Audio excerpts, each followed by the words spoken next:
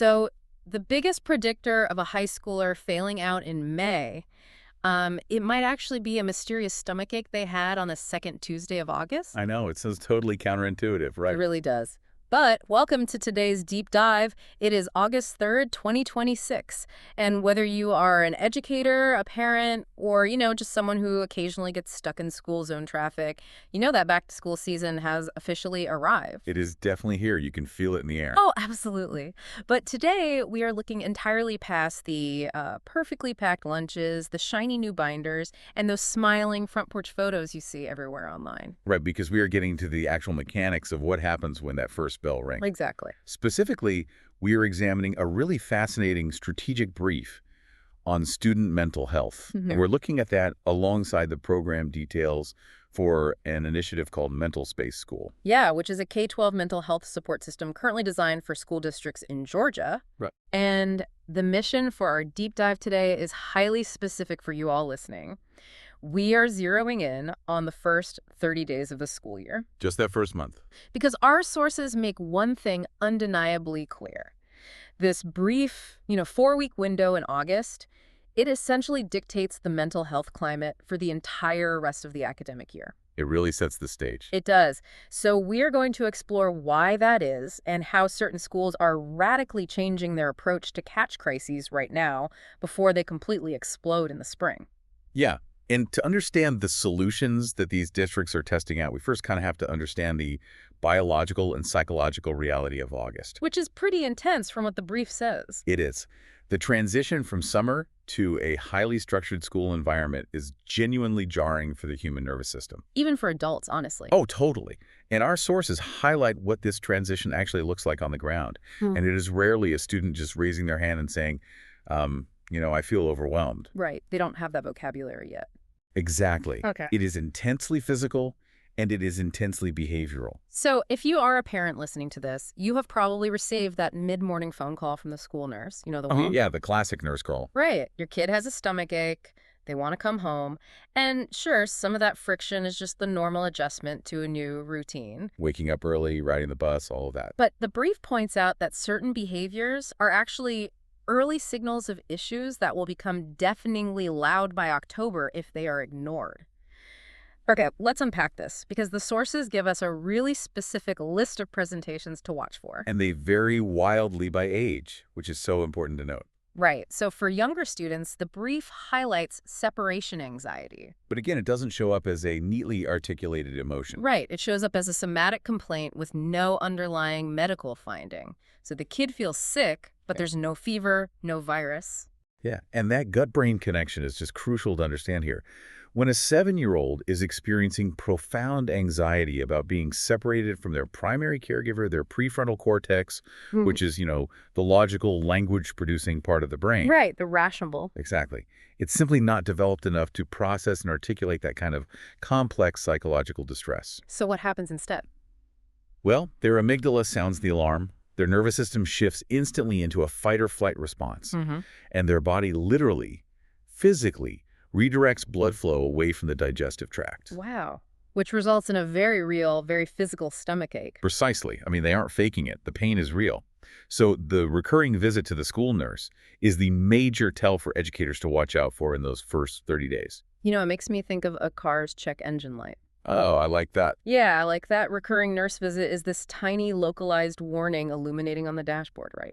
But it is signaling a much deeper, systemic, and entirely invisible engine issue under the hood, which is the anxiety. That is a highly accurate way to look at it, actually. Yeah. The body is literally throwing a warning code. Right. And as students get older, the check engine light changes. So what does it look like for high schoolers? For teenagers, the sources note that the warning signs often manifest as sudden, drastic changes in sleep patterns or appetite.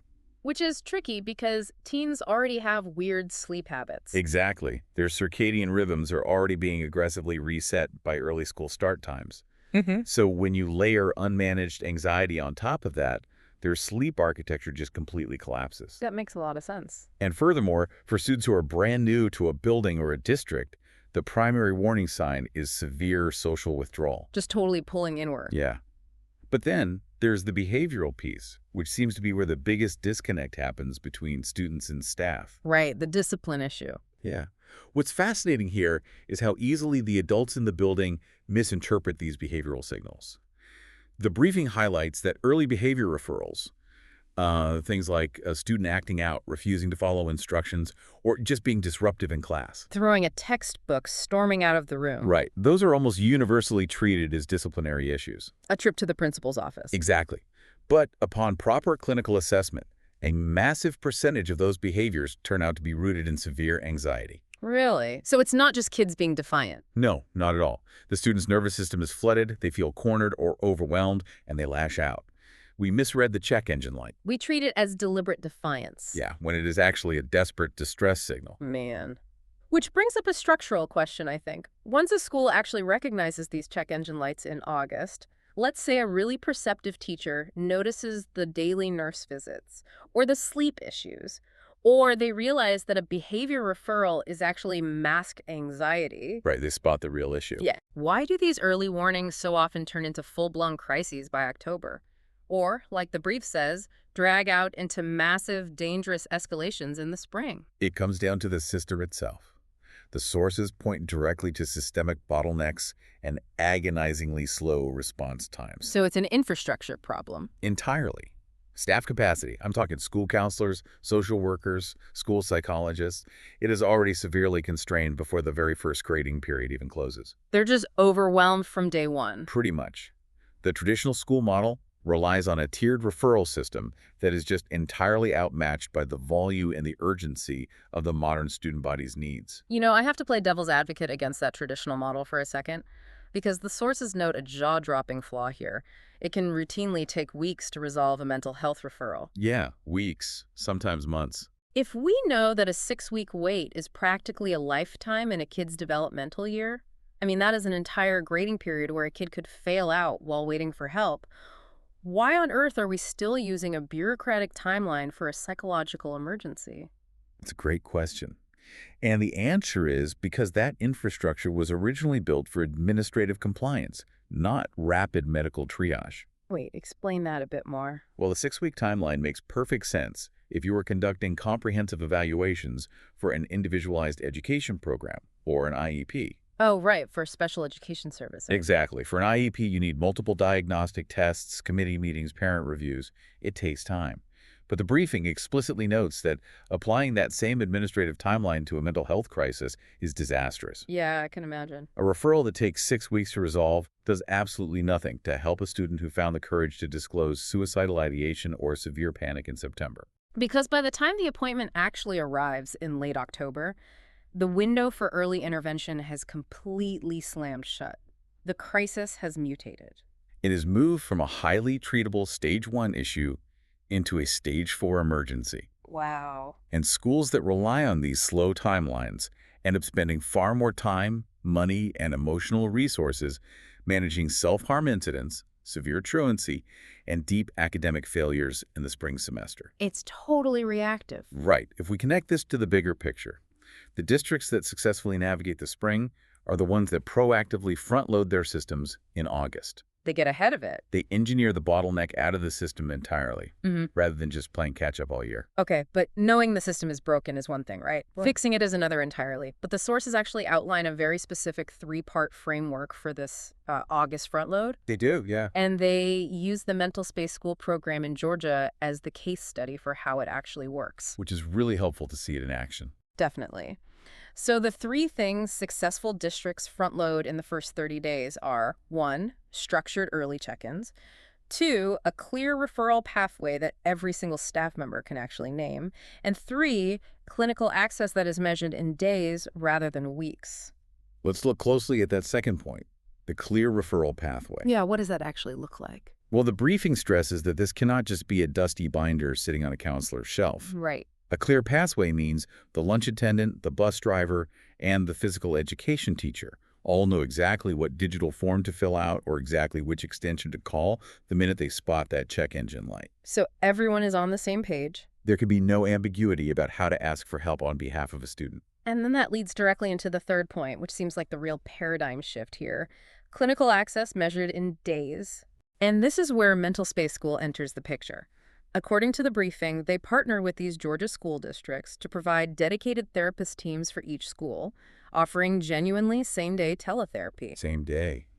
That is huge. It is. And the sources detail that these are comprehensive services, too. We're talking crisis intervention, suicide and violence prevention, and family counseling.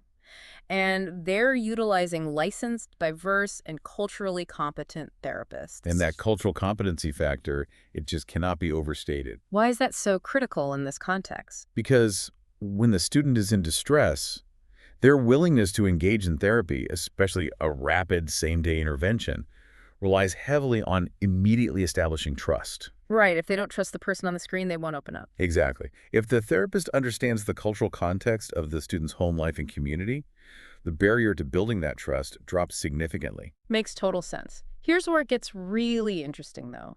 Front-loading these three things is essentially like installing a highly sensitive, interconnected network of smoke detectors in the building, right? Instead of just waiting for the roof to catch fire and trying to hire more firefighters. That is a great analogy. But from a purely logistical standpoint, I have to push back a little. Okay, let's hear it. How does a program like this actually integrate into a school without creating a massive logistical nightmare for the administration? I mean, how does a school nurse coordinate a private, compliant video call for a totally dysregulated third grader without the entire school day grinding to a halt? It is a vital logistical question, and the brief explains that this is exactly where the teletherapy model proves its operational worth. Okay. By utilizing same-day teletherapy, a district completely removes the need to physically coordinate a fleet of therapists driving between 10 different school buildings across a county. Oh, right, because driving takes up half the day. Exactly. Instead, the student simply steps into a designated secure space within the school. Often, this is just a private room inside the counselor's suite. They put on a pair of headphones and instantly connect with a licensed professional on a provided device. So you are completely bypassing the physical geographical bottleneck. Yes. And when the briefing says access measured in days or even hours, they are talking about fundamentally rewriting the trajectory of a student's entire academic year. Because they're getting help immediately. You are providing clinical de-escalation in real time on the very day, sometimes the very hour, the student asked for help or exhibited the warning sign. That is incredible. So this same-day teletherapy setup sounds incredibly effective on paper, but in the real world, who's actually paying for this? Public school districts certainly do not have the budget to operate like full-scale pediatric hospitals. They definitely do not. And that is where the sources provide some hard data on how MentalSpace School clears the usual hurdles of cost, Right. as well as legal compliance and privacy. Let's talk privacy first, because I know parents worry about that. On the privacy front, the program operates entirely within HIPAA and FERPA guidelines, ensuring student medical data and educational records are completely secure. Good. The briefing notes they also support Georgia districts in preparing for evolving state-level school mental health legislation. However, the sources are very strict in advising that districts must still consult their own legal counsel regarding their specific statutory obligations. Which is standard operating procedure, right?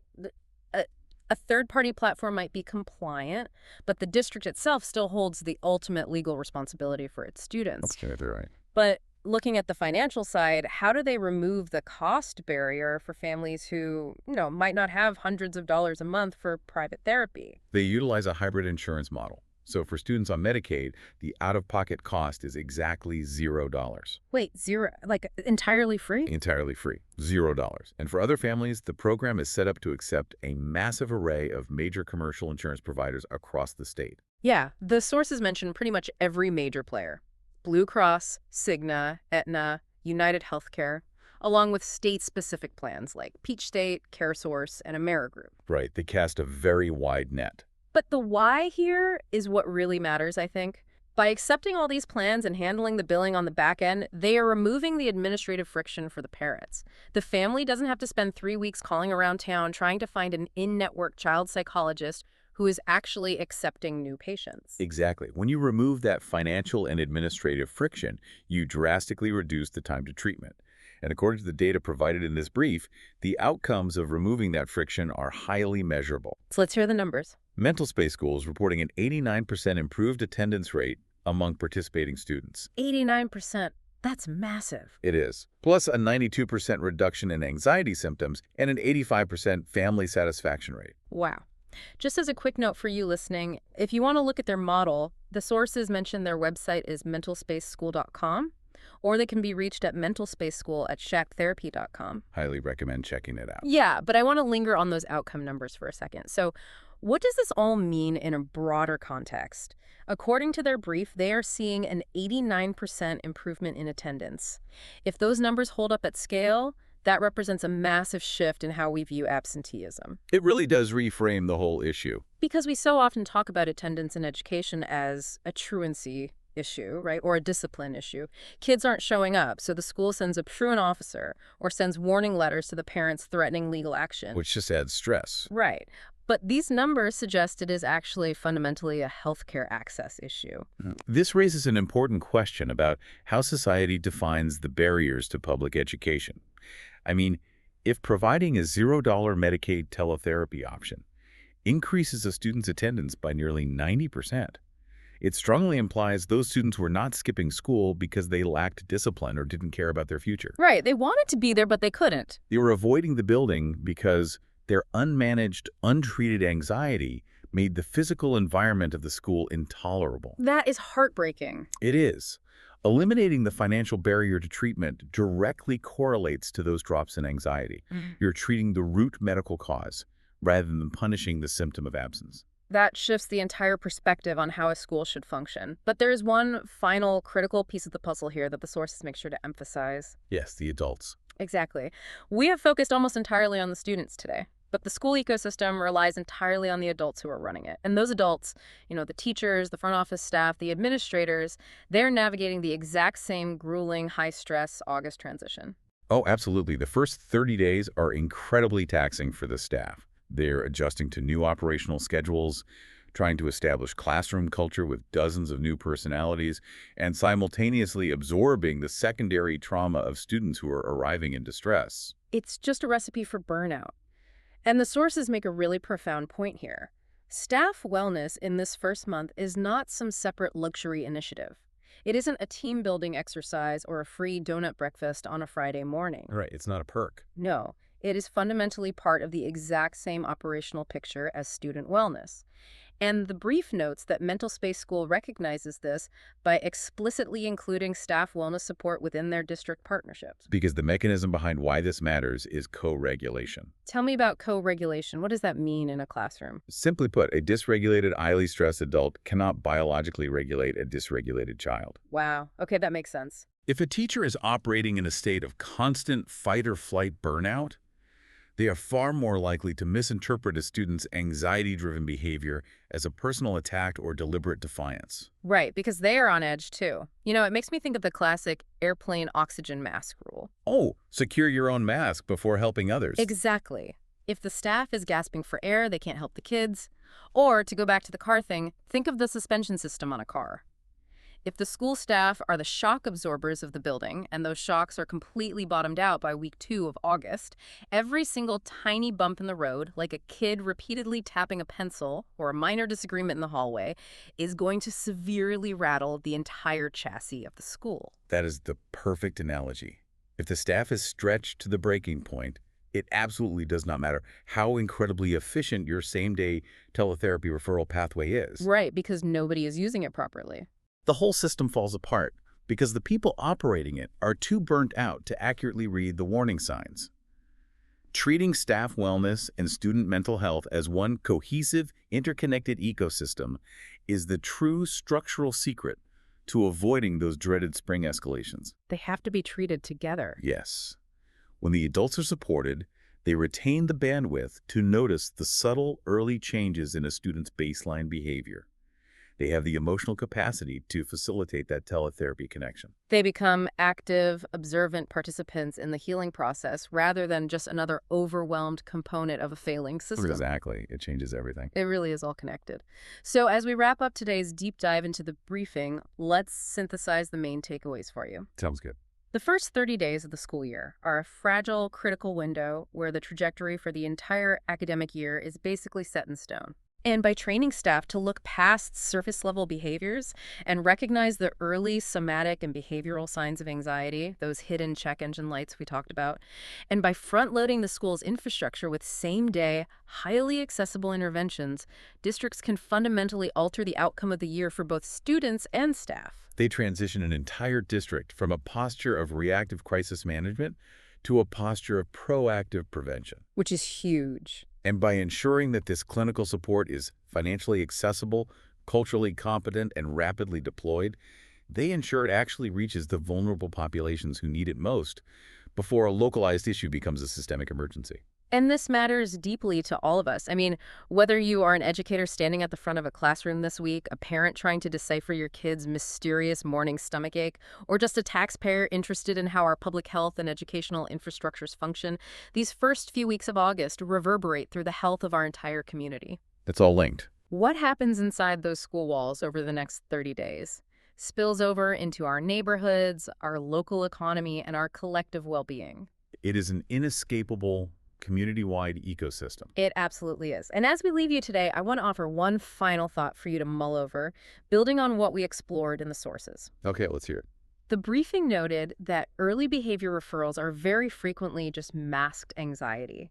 If that is true, if a child throwing a textbook or refusing to sit down is actually experiencing a nervous system overload, we have to ask ourselves a difficult question. Which is? How much of our traditional, highly punitive school disciplinary system is actually just punishing children for having an under-resourced mental health support system? Oh, wow, that is a heavy question. If we started treating every behavioral acting out as a blinking check engine light requiring a diagnostic look, instead of a character flaw requiring a suspension, how many more kids would actually make it to graduation day? It really makes you think about how we structure discipline. It does. Thank you for joining us on this deep dive. Keep an eye out for those warning lights this season. Take care of yourselves, and we will catch you next time.